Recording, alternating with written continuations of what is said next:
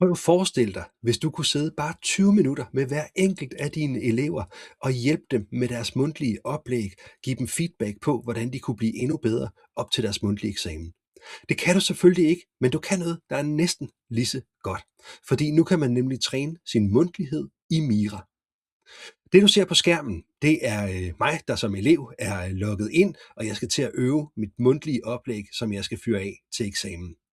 I gamle dage, der kunne jeg øve mig ind i væggen. Nu kan jeg øve mig her, og lad os prøve at se, hvordan det foregår. Jeg klikker her på stemmetilstand, og lige så snart jeg klikker, så går jeg i gang med at træne mit oplæg.